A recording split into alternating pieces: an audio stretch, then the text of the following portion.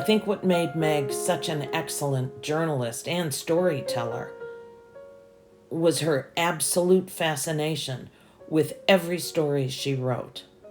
She was interested, genuinely so, in everyone she interviewed, and she had no ego in the process of reporting and writing stories. Meg loved what she did for a living, absolutely loved it.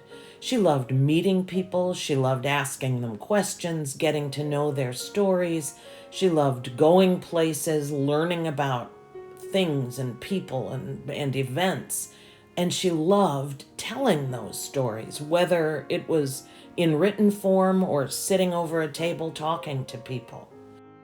I don't think any reporter, including myself in Wisconsin, has ever been so thoroughly Wisconsin as Meg Jones. One reason we miss her is because if something big was going on in this state, Meg knew how to get there, she knew the quickest way to get there, she knew people there, she had already been there before, and she knew how to relate to people to tell that story, whether it was tragedy somewhere up north or whether it was a tornado. Meg loved tornado and weather stories. She covered Barneveld, one of the worst tornadoes in our state's history, as a young reporter, and she continued to love to cover those stories and to really talk to people who were living a normal everyday life until all of a sudden something dropped out of the sky and changed everything.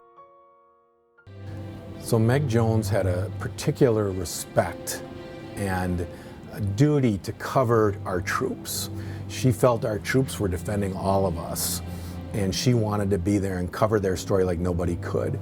Sometimes she'd find her own funding from the Pulitzer Foundation or other groups, but she just wanted to keep going back, and whenever she found that a Wisconsin Reserve unit or a Wisconsin National Guard unit or troops from Wisconsin were doing something really special, whether they were teaching people in Afghanistan more profitable farming methods, for example, that type of thing, she wanted to go, and she would fight to go, and we would send her because you can't say no to Meg when she really wants to go.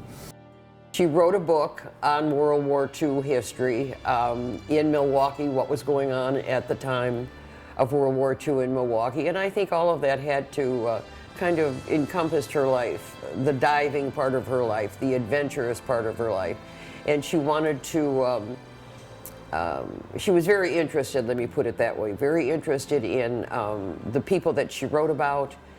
Even to this day, when she was over in Iraq or Iran or Qatar or wherever she was, she got to know the people well. She just felt all of our soldiers, males and females, their stories had to be told. I had the great fortune of being friends with Meg, and we went to baseball games together with other colleagues, and we were able to go to lunches, and she introduced me to sunshine cake, the most delicious dessert on the planet, and we even went to Turkey together as part of a large group to celebrate the wedding of one of our dear friends. And I can tell you that at that wedding, it was really clear all the things that make Meg special. You know, she immediately became part of the celebration without drawing undue attention to herself, but you couldn't help but be drawn to Meg because she was so happy and infectious and wanted to learn about our hosts. And she, you know, she was a drummer in the UW marching band, so there was a celebratory drum that she took out on the wedding dance floor. Meg was known for sending handwritten letters and cards to her friends and colleagues to mark every occasion. If you were celebrating a marriage or a new baby or something just really exciting had happened, or she happened to see an article that made her think of you, you could count on getting a note from Meg.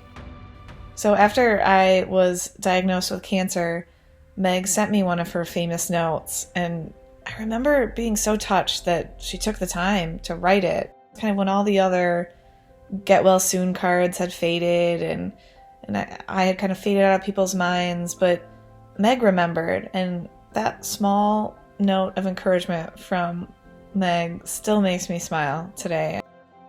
Meg Jones embodied everything that a good journalist is. She was kind, compassionate, and caring, but above all, she was curious. She wanted to know things. She wanted to learn new things. She wanted to meet new people and go to new places.